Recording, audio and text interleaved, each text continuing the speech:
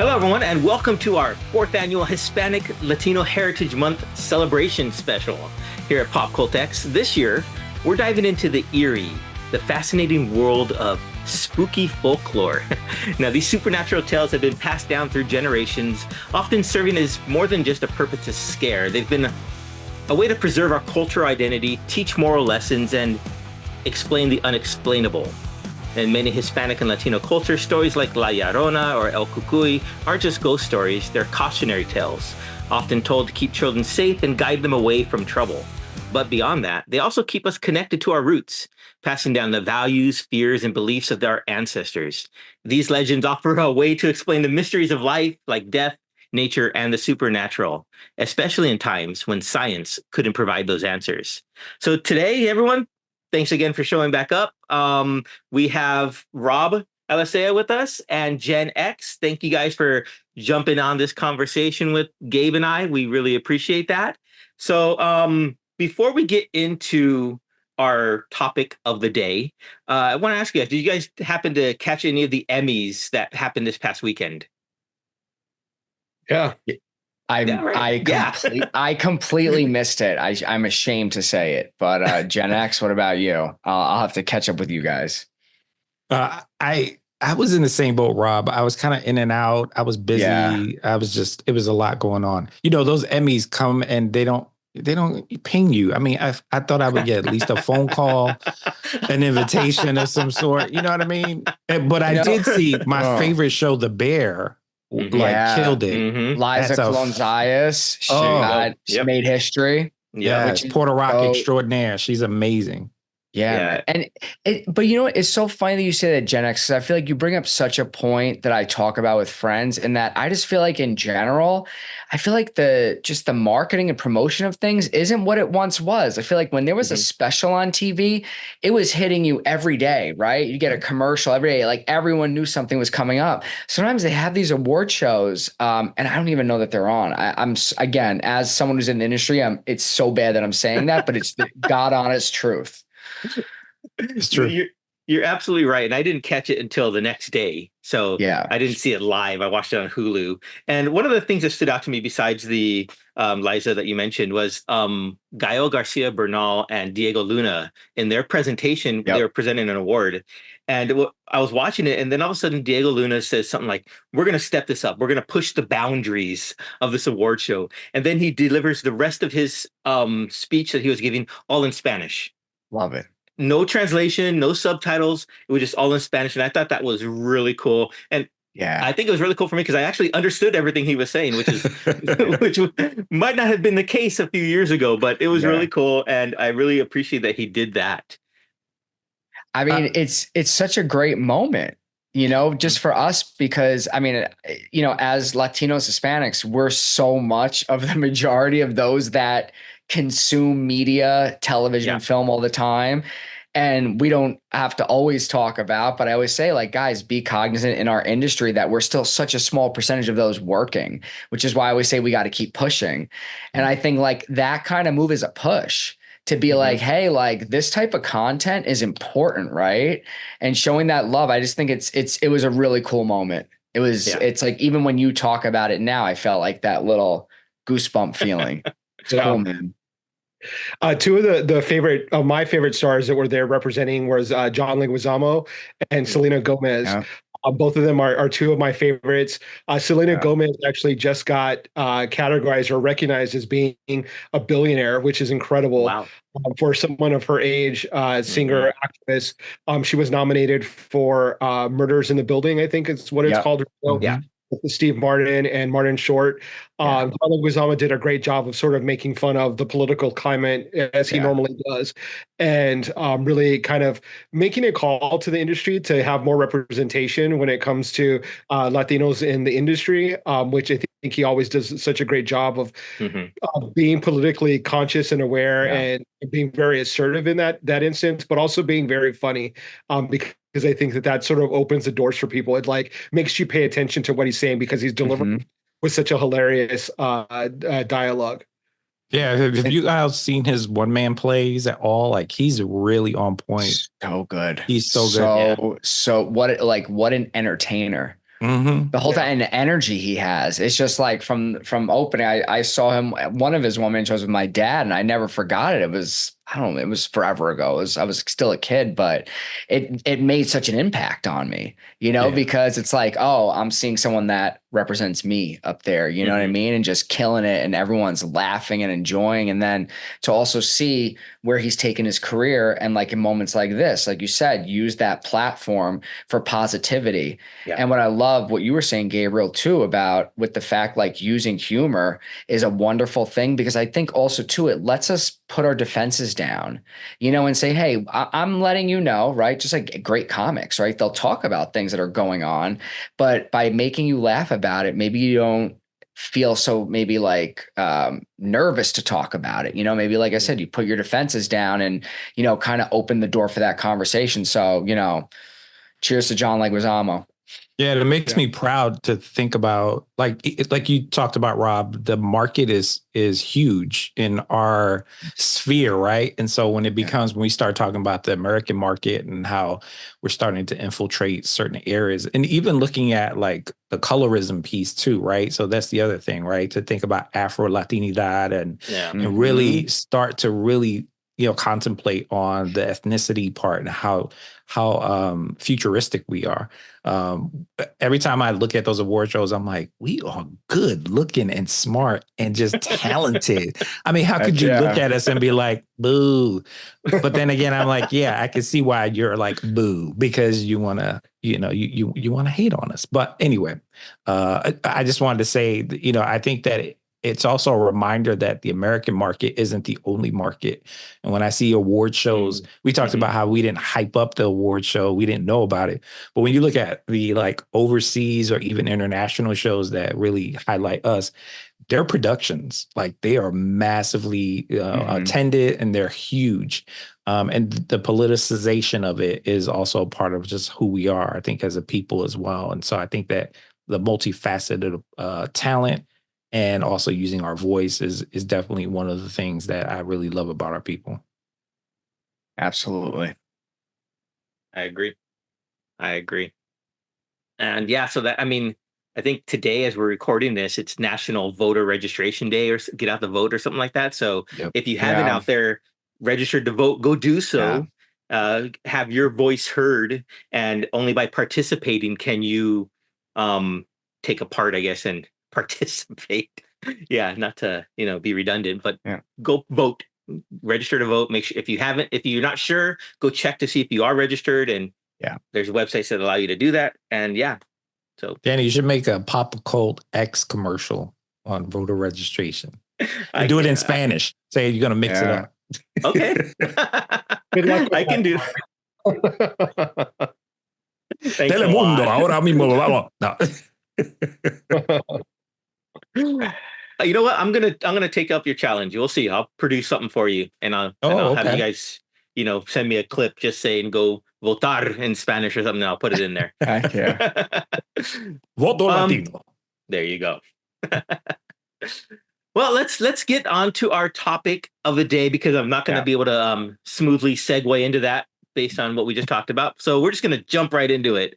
Now, I grew up, as you guys, well, I know Gabe knows, but I'm not sure if you, Jen or Rob know, I am both Mexican and Jewish, so I had a dual heritage, but grew up really not knowing either of them.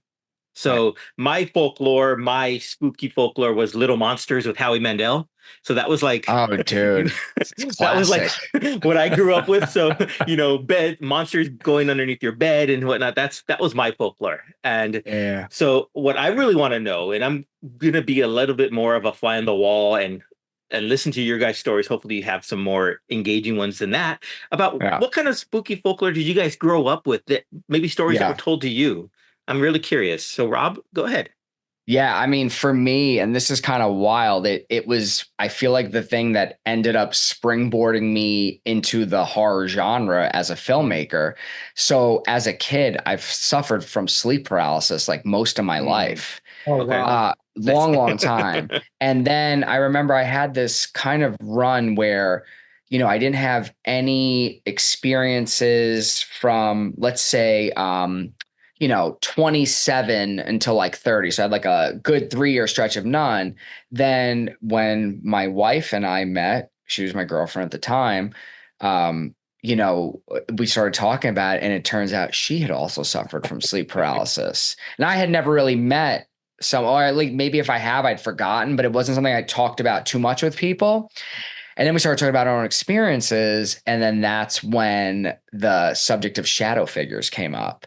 So like, if you are someone who suffers from sleep paralysis, or you've known someone who suffered from sleep paralysis, I mean, you can go on YouTube, just literally type in sleep paralysis shadow or sleep paralysis hat man. And they say people that suffer from it will tend to see shadow figures in their room, right? So when you're in that like sleep paralysis state, oftentimes you can still open your eyes. So she and I have both had that forever. And I never knew before her that so many people did, either did she. And then we went on this like rabbit hole Google search and found out like literally thousands of people since maybe the beginning of recorded time have seen this shadow figure with a wide brimmed hat, very, very tall. And because she and I were writing partners, we said, hey, let's just write a story about this. Cause it's also like, we love horror as like people that go to see it. But it's also like a personal story. And how often can you say a horror movie is such a personal story? So we ended up writing that film, and we produced it, and I directed it. And who knows, maybe it excised the demon, because I haven't had any sleep paralysis experiences. But I just will say, guys, I'll just speak for myself. I have definitely seen shadow figures in the room during sleep paralysis, and it is one of the most scariest, terrifying things you can ever go through, because you literally cannot move your body, right? So people have equated to like if you died, right? Like if you were like, your body was dead, but your mind was awake, and you're like, you have consciousness, but you can't move. I wouldn't wish it on my worst enemy. It's terrifying. So that was a big one from my life. Again, because I experienced it, was always one that I always wanted to learn more about, especially now, my adult years, like really finding out about it. But yeah, that's my story. Freaky as hell. Yeah, I can actually share part of that with my dad experienced the same thing.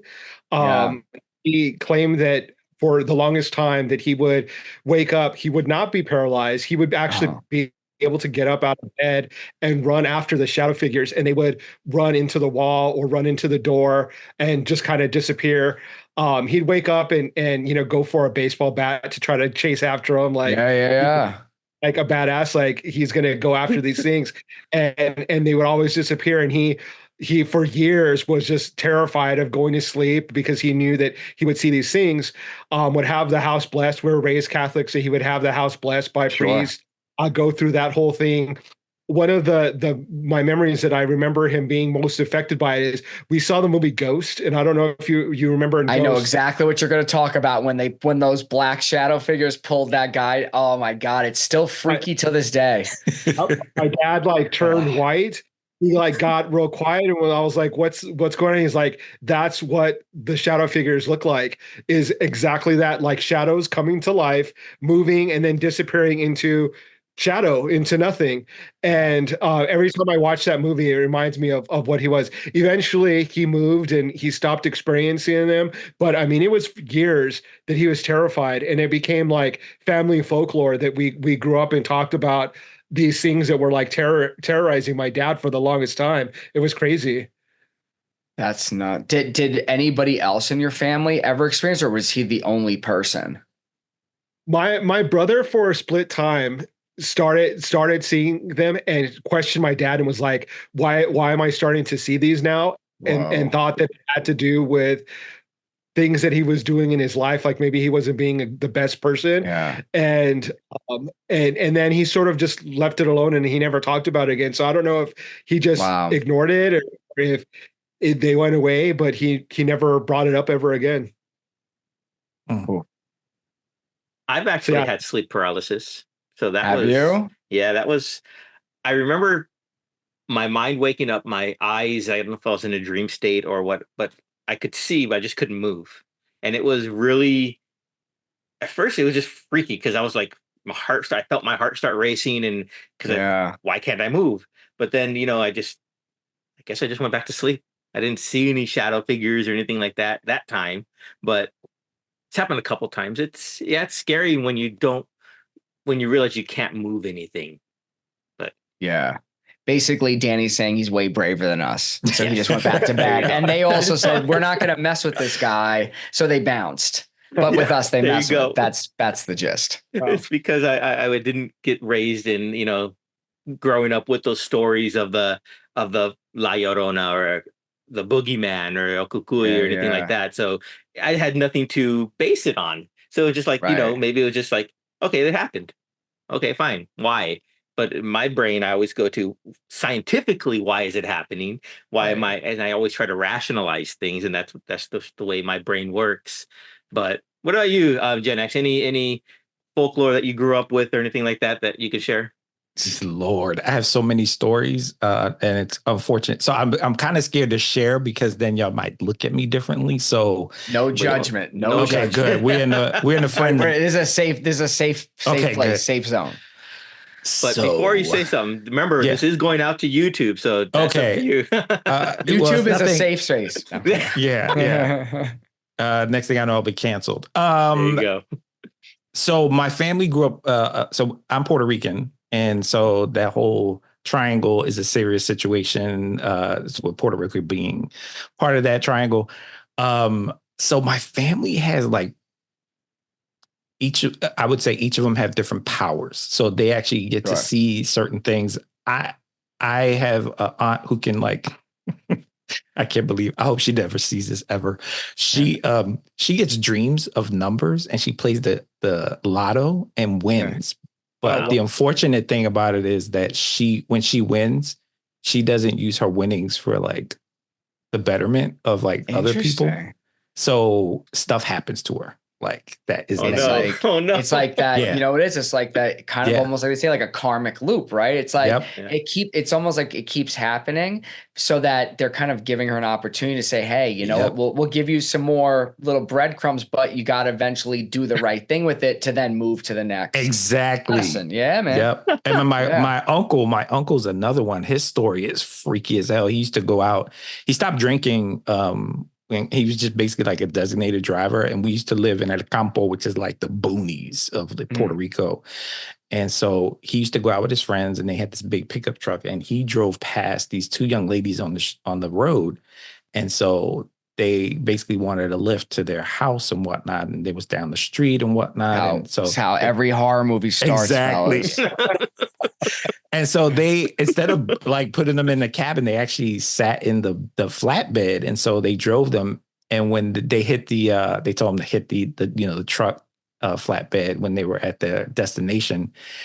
And when they went to turn around the other way, the girls were basically holding their heads in their hands and like freaked me out. So I don't stop for anybody. I don't talk to anybody at night. I don't do any of that stuff. Unless someone is like, please help me. And like, you feel genuinely need some kind of help. You don't pick up anybody, man. You just cannot.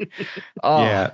So it's a lot of weird stuff in my family, from the clairvoyant to the seer to, I personally have seen ghosts. I've seen things happen around me. Unfortunately and fortunately, I've actually had stuff happen where everything was it's kind of like deja vu.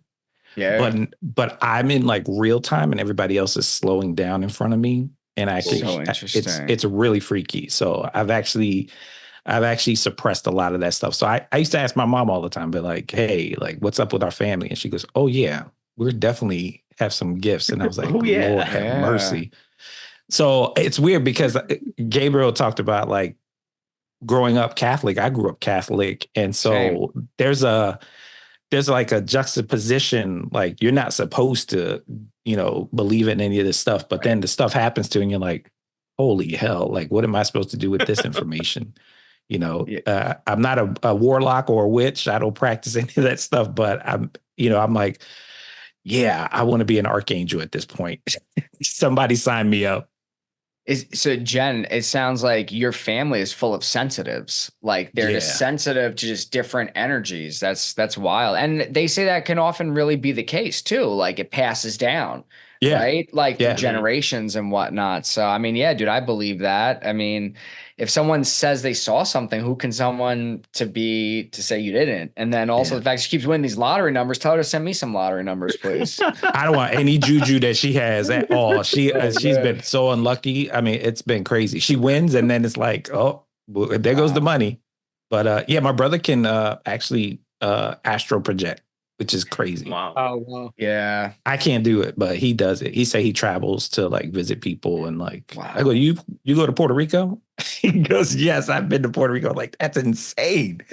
But yeah, my family's kind of weird like that. We have a ton of stories. I have my own stories too, but that's for another show, I think. That's for next week. Yeah, we're gonna get to dive into that a little bit more next week, especially more on the ghost story side. So I'm really excited for that. If you're able to make that, and you out there as well, if you're able to make that next week, we're gonna be diving into ghost stories.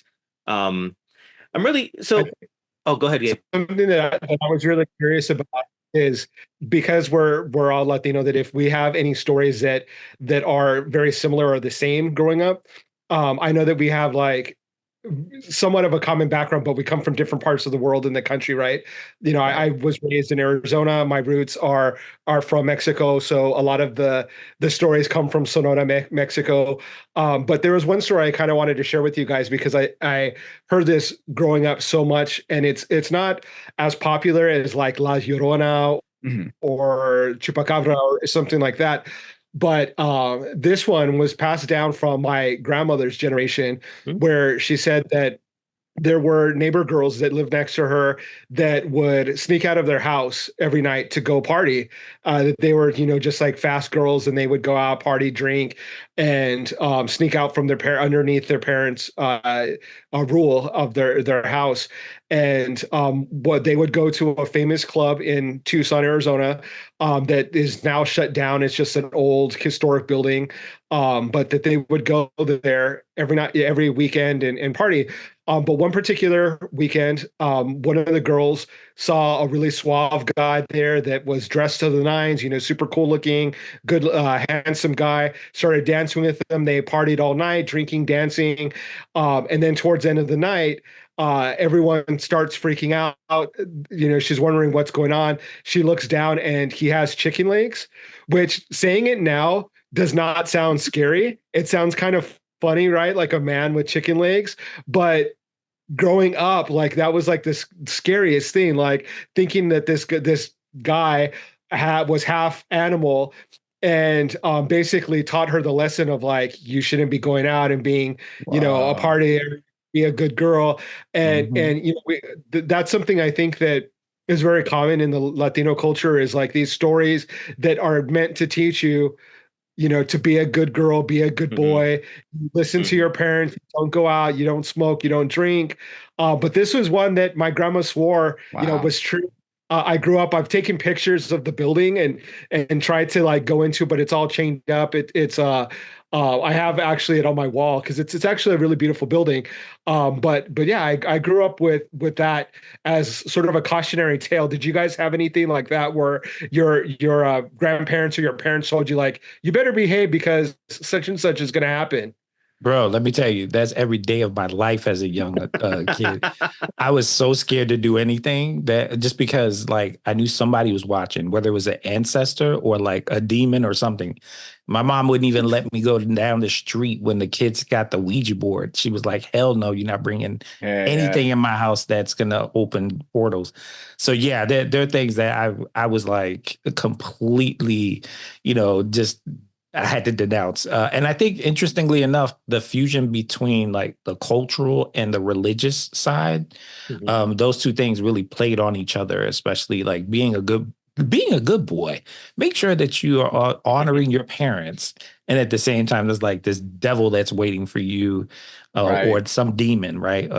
Somewhere in the corner. And it's kind of interesting how we actually fuse these cultural phenomenons or these cultural lore together. It's really, you know, scary to think about. And even to this day, I'm like, shit, I'm not doing that. I'm not playing with a Ouija board. I'm not going. Nope.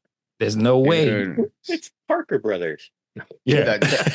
But those Ouija boards, man, those things are like, I mean, they're just scary, right? Because it's almost like how much energy, right? Like you kind of put into it. Yep. And I mean, I haven't done one since I was like a kid. And I remember it was just like on the commercial, are you moving it? Are you moving it? I know you're moving it. But yeah, I mean, that's why I'll mess with them. I'm like, listen, I don't want to take any chances, man. It's like, you open up those doors and then something comes and starts chilling in your house. You're like, nah, I'm good. So I think we should meet somewhere in a space and do some ghost hunting as a team. I would never do it by myself, but maybe we can chronicle this as a show and an episode. Yeah, dude, I would be 100% down for that. Yeah, I think in San Diego, one of the most famous haunted houses in the country, the Whaley House, is there. It's like one of the most active ones, and I've been in there. But I'll share those stories next week, next episode. Teasing again. yeah, I like it. But Rob, I'm not sleeping tonight. You mentioned the Ouija board and the Ouija board commercials. Now, a lot of folklore leads into pop culture, and especially in days gone by, it was word of mouth. It was passed down from generation to generation. But now it's a little more prolific, especially when it comes to movies like The Curse of La Llorona, which was a recent film, which actually was really good. I really enjoyed it, and it really opened my eyes a little more to what that story involved. Has there been any movies or films that you guys have said, they really captured the folklore, especially when it comes to Hispanic or Latino folklore, that have been really just eye-opening for you guys? I mean, I think La Llorona was probably one of the best, but yeah, I mean, I want to hear what other ones you guys have found. There's actually a series of animated shorts that HBO in Latin America ran, and they did they're probably like 3 minutes long, if that. I forgot the name of them, but you can YouTube them, and they're in Spanish, and one of them was La Llorona, and they're really, the animation is like top notch. They're super cool, but they really play into those cultural urban folklore, which a lot of it predates, like it's a mixture of like the Catholicism with like colonization, like indigenous history and folklore, but I'll have to find the name of them and share with you guys, because they're really cool. Yeah, did you find it? Yeah, Phantasmagorias. Yes. I've heard of that. Yeah, I've heard of that. Dang, I haven't heard that in a while. Yeah. I have not. Yeah. So it ran, they said, for like 2 years. So, I mean, it had a nice run. Yeah. This is cool. They're really cool. I definitely recommend our listeners to check them out. It's just a really quick introduction to some of like the most popular urban legends in the Latino community. And they're so well done. And the animation is really top notch. Dope. I'm going to check it out. You got me going down this rabbit hole now. Thanks. In doing research for this episode, I did do a little rabbit hole digging about, Spanish or Hispanic Latino spooky folklore. And there's quite a few that I had never heard about. Some of them, which we know, which was El Chupacabra, which started in Puerto Rico, right? If I'm not mistaken. And it's been, I remember the big buzz of that in the late 90s, how big that folklore actually became. And this was even pre-social media, right? So to hear about it with, offline, I guess, so to speak, in real life, it just shows how far widespread these stories can get. But of course, El Cucuy, which, is the boogeyman. Did you guys ever have any boogeyman stories other than what you've shared already? I think for me, probably it was like a lot of what Gen X said. It was really kind of like a little bit of that like Catholic fear your parents kind of put into you, like about behaving. So I think for me, who knows, maybe some of that sleep paralysis stuff too is like that. But that for me was always I was always scared of the dark as a kid, really. Like I was always one of those kids where, if that closet door was cracked, it was really hard for me to sleep. But then sometimes I was so scared to get up to close it, I end up like staying like in the bed scared, and like I just always remember that. I was always like really like nervous about like boogeyman or something in the closet. The one thing I will say, I'll give my parents props, They got me this bed that I guess the way to describe it is like, it didn't have legs, right? It was just like kind of like a wooden base. So like imagine like a square panel. So like there was nothing could go under the bed. It was always too like just flat on the ground. So nothing was going to be under the bed. So we always had that one covered. Nice. So props to them. Yeah, y'all gonna think I'm geeky, but like when I was a kid, my mom, I don't know why she thought this was a good idea, but we went to go see Halloween, like the first one, and Michael Myers scared the crap out of me. So when I saw Dream Warriors with Nightmare on Elm Street, I said to myself, you know what? I think I'm equipped that I can actually turn into the antithesis. Yes, Dream Warrior. VHS, baby. Rob, let me tell you something. So my comic book mind said, you know what I'm going to do? If I find myself in that problematic situation, I'm going to turn into Wolverine and have 2 claws and be indestructible as well. So ever since then, as a kid, I was just like prepared. Did it ever happen that I fought Freddy Krueger or any other mythical creature? No. But in my mind, I was like, I'm going to be badass and I'm going to kill them if I need to. I'm prepared. Heck yeah. So to this day, I can actually that geekiness by admitting to the same thing, like being scared at night. But what I would do is think, okay, you know what? It's cool that I'm scared because I've got all these superheroes who have my back. And then I would start listing off superheroes. Instead of counting sheep, I would start counting like, well, Superman's here, Hawkman's here, Green Lantern's here. And they're protecting me. They got my back. And then before you know it, I would fall asleep. But it was like my version of counting sheep I would just start going through all my favorite superheroes and saying like, you know, they got my back. They're here to protect me. And then before you know it, I'd fall asleep. Nice. That's awesome. That's cool. Wish I would have had that in my dreams. I mean, for the longest time, I had a reoccurring nightmare of a werewolf attacking me, chasing me. Oh, wow. And it was like reoccurring. It happened multiple times until one time, I guess I just told myself, you know what? I'm going to fight this werewolf. And I stood up to it. I defeated it. And ever since then, never had it again. So, well, now it's interesting about what you say about that, because then that might mean you were lucid dreaming. Right. So for anyone who doesn't know what lucid dreaming is, that's when you actually can control it. What you do in the dream. Mm-hmm. So it sounds like, you know, you kind of got to that point, right? Where like you kind of was like, I got to take control of this. And it kind of showed you that you were able to have that control in that dream state. Yeah. I've lucid dreamed before. Yeah. Those are fun. Yeah. Flying around is quite fun. Yeah. You mentioned, Danny, how these urban legends kind of get into pop culture. I can kind of mention a story and how this urban legend sort of became reality and then kind of got into mainstream pop culture in Tucson, Arizona. There's a large indigenous community within Arizona. There's a couple different tribes that live within the vicinity, and there was a new casino that was being opened. And when it had the grand opening, people went, and it was a big celebration.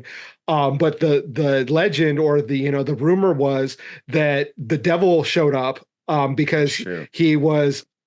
Because gambling is evil and gambling is not is a bad vice. Of course, the devil shows up.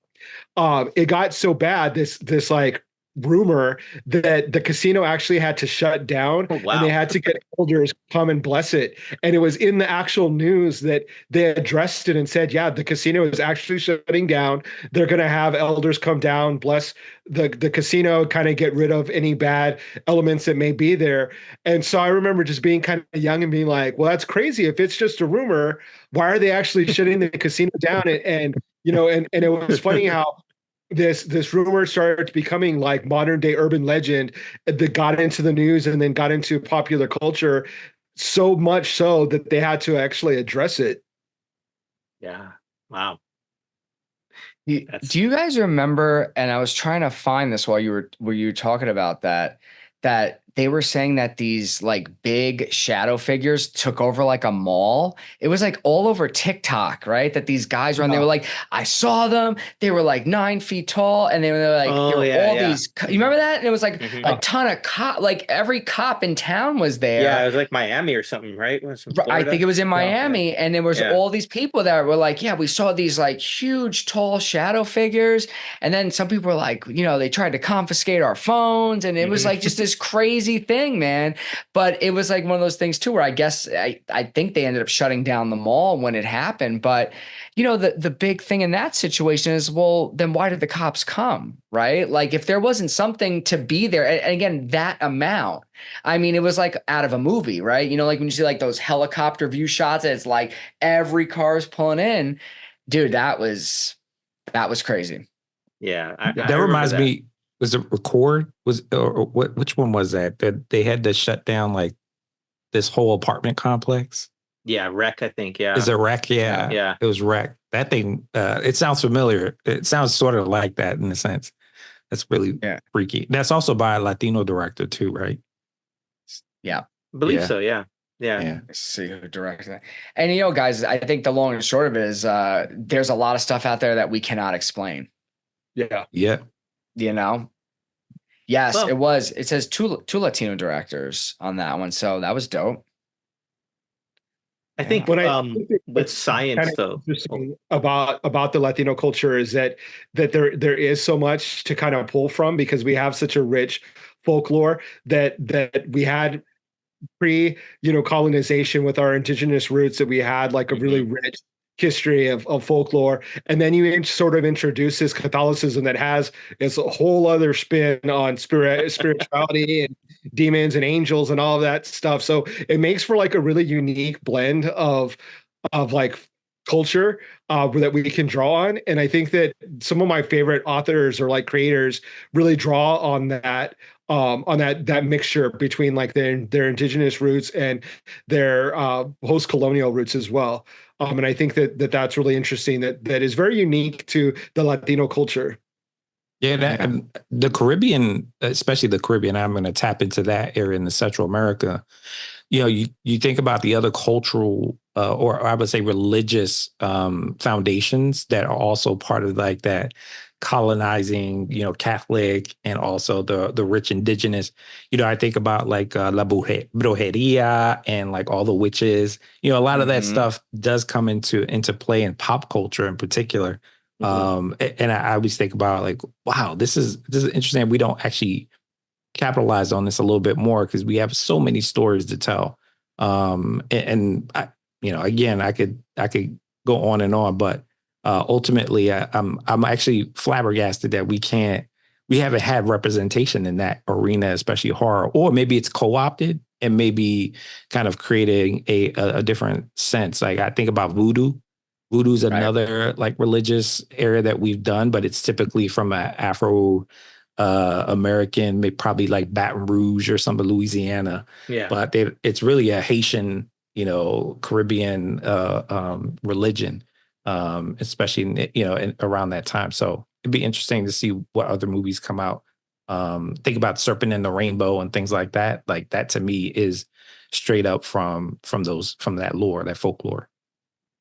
Well, I think of one of when you said that, Gen X, I started thinking about how popular Santa Muerte is within the Latino community, and how that's really born out of these indigenous beliefs mixing with the Catholicism, and we're still holding on to those belief systems that we had before, right? So thinking of death as being not a negative thing, but as something that you could celebrate, something that you could actually ask favors for, that is not something to be feared, but is like a mother figure to a lot of people. And I've grew up with, walking into different buildings in Arizona that have altars to Santa Muerte, and it being like just a normal thing. Like to a lot of people, it'd be like, oh my God, that's super scary. There's a skeletal figure in the corner there with all these offerings. And it's like, well, no, it's actually kind of normal for us, because we don't fear that sort of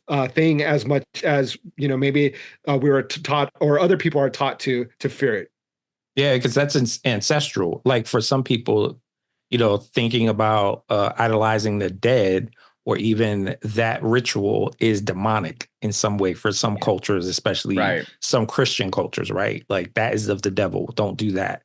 When it's actually embedded in our cultural religion to give praise to those who've passed on, ancestral things. And so that's a great point, Gabe. I wonder if films like I don't want to call them children films, but like Coco or Book of Life have helped, push that narrative forward of it. It's not a demonic thing. It's more of a, like you said, ancestral. It's more of a celebratory thing. Yeah. Yeah. But I think, you guys all brought up such a valid point, though, that, there's so much of an opportunity to tell more of these stories, especially in the genre space. Like I don't even know if you guys have ever heard of like La Lechuza, which was when like a woman, it stands for witch owl. So it was about shape-shifting witches. And I remember my writing partner and I had pitched on this movie years ago. And it was one of the ones that we were so excited about because we're horror nerds. And then also too, like it's in our culture. And then the movie, they never did it. And it was so disappointing because it was like, man, this is such a cool opportunity. I'm not Mexican, but to also learn more about the Mexican culture, which is where this comes from. I was like, oh man. And that's why, like when these movies come out, it's like, I hate to say it's like voting. It's like, you got to show up, you got to download them, you got to buy them, you got to show up to the theater because, Dan, I know we were talking right before we went live here about how it was at the Chicano Hollywood Festival. And a big thing that what people were saying was, it's like Latinos, we don't get the second chance, right? Like when one of our films does not kill it at the box office, it's like, well, sorry, we tried, right? We tested your market and for whatever reason, maybe they didn't respond. So the big point at the panel and the conference, like we have to show up, we have to go buy the tickets. We got to subscribe to these things. Cause when people make them, they want to know that they're successful so they can continue to make them again. So yeah. Rob, can you talk a little bit more about that festival that you were at this past weekend? I know you said we did talk a little bit about it, but I'm really curious as to what you gained from it, maybe even personally, and what it was all about. Yeah, absolutely. So I'm sure like a lot of you guys know, Danny and I work together at LIFE, which stands for Latinos in Film and Entertainment. And this year, Chicano Hollywood invited us to be a partner, which was so amazing and so generous. Like really, there are a couple of nonprofits that have taken us under their wing because we're so young. I mean, we're literally maybe just about 2 years old. Yeah. So they invite us to come and it was just like, every Chicano filmmaker was there, people that are working in the mainstream, but people that are also creating amazing independent films and just coming together for this conference for 2 days. Amazing panels, networking opportunities. I met so many amazing people that, what was so cool is I literally just vibed with, right? Like beyond the fact that we're Latino, Hispanic, Chicano, et cetera, the fact that we were just like, hey, we love stories. We love celebrating the culture. We want to come together, keep elevating, keep working together. And just the energy was so positive. And that's what I loved about it because, even I have found myself in this place where, man, as a, Puerto Rican director, I'm still less than 7% of those working. And, it can be easy to go down that rabbit hole, but to be in that space, and I try to remind myself this, it's like, try to find the positive spin, right? Because I think that frustration can motivate you to change, but you can't live in the frustration, right? Then it's like frustration's got to evolve into motivation.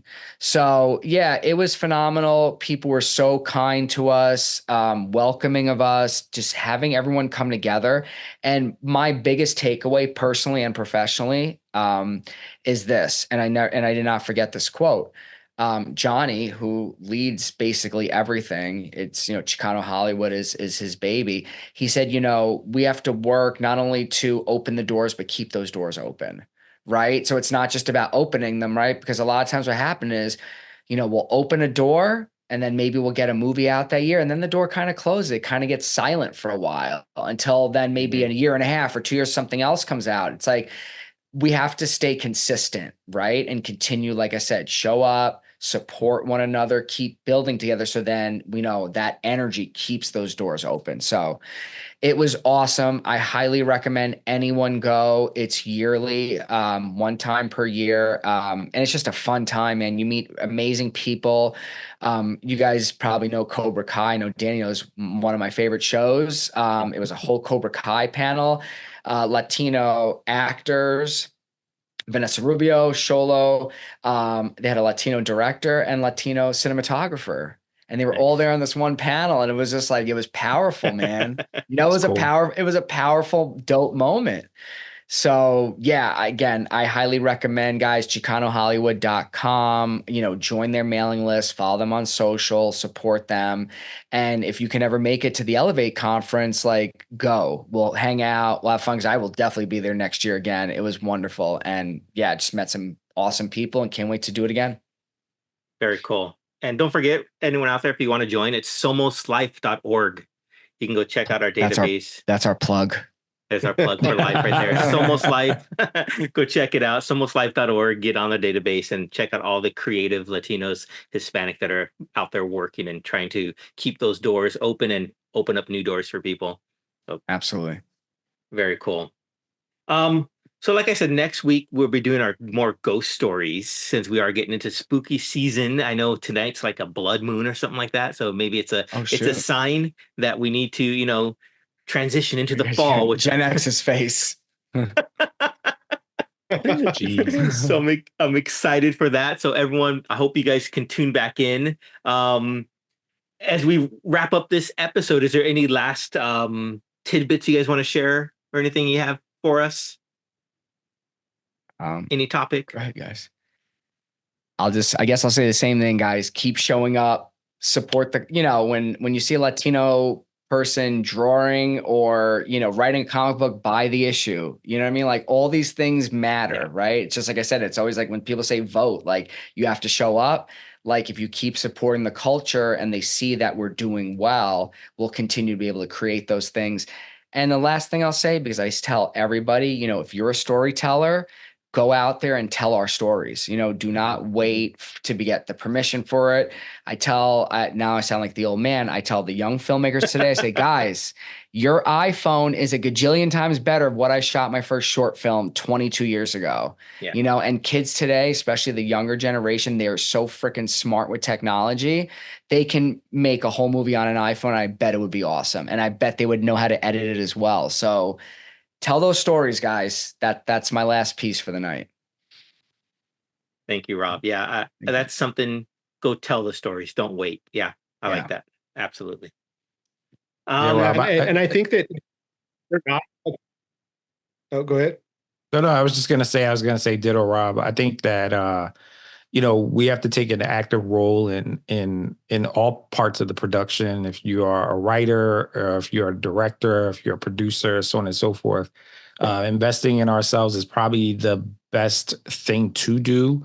And now that we have a lot of open possibilities, crowdfunding, things of that nature, we don't have to rely on folks. And matter of fact, we can look at other directors who can show us the way and even connect. Like you said, you were just at this festival and probably connected with a slew of folks who can actually make anybody's dreams come true, as long as collectively we can think about it that way. We tend to look at it as individualistic ways in which we have to do it on our own, but that's not in our DNA. Our DNA is, hey, let's get the family together. Let's get everybody together. Yeah. We can do this and produce it. And who cares if it's not a big budget? What happens is that translates into possibilities for the future, right? It could translate into a mega deal because of that one movie that you did that was, 10, 15 years ago. Amen to that. Yeah, just to kind of piggyback on what you guys both said, for people that are fanboys, that are geeks, that are out there supporting the culture, is like, speak with your dollars. And when you see something that is created by a Latino artist, buy it, support it, make sure that you tell your friends about it, and support it just like you do all the other aspects of pop culture. I don't know, you can't really see, I'm going to angle my computer here, but I have my whole row of books here. They're all by Latino authors. I seek them out, not only because I want to support the culture, but because they're putting out some really great work. And they're very creative, very passionate, and very artistic. So go out there and use your hard-earned money to support really great artists that are out there. Show you this, guys, before we leave this. We're going to leave on such a good energy moment. Look at this Blue Beetle. 3 Latino names right on the front cover, guys. Yep, absolutely. There it You is. know? Very cool. It's awesome, man. When you see that, you're like, hey, you know what? Change is happening. We just got to stay consistent. Yeah. So. And I would also say like what we're doing here, right? We're cross-pollinating in so many ways to influence, hopefully, each of our respective areas in which people are following us on social media and whatnot. And so being able to drop, the website, being able to talk about specific support areas and systems, even to think about grant funding, money that's out there. Those are the things that I think add value to particularly, our areas of expertise. And the podcast is definitely become a great vehicle to fast track a lot of this stuff. Absolutely. So Danny and Gabriel, it's cheers to you guys who have been doing this and keep doing it, and also leaving this great space, right? Because you're right. Everything is always about showing up. Show up to the podcast, show up to the film festival, show up to that film set to go help somebody, right? It's just the act of doing. That's the change, right? Like, just by us having this conversation, you never know who watches it. Is then inspired, be like, heck yeah, you know what? I'm going to go shoot that first film. I'm going to go write that first comic book, right? Just because we had a space to say, guys, we can do this. Come on. We got nothing stopping us. Yeah. Awesome. And I want to thank the person who goes out there and makes the story or tells the story of La Tunda, which is another folklore that I read about in research for this episode, where she keeps her victims docile by either giving them shrimp or farting in their face. So I'll end with that, everyone. I drop. That's a blockbuster right there. Oh my God. Thank you, everyone, for joining us today. Make sure you come back next week where we talk about real life goal stories. And I'm sure Gabe has a lot to share. I know I have a few. Whether or not I believe in ghosts, that will be debated next week. So thanks for liking, for subscribing, for tuning in, and we will see you guys next week. Peace.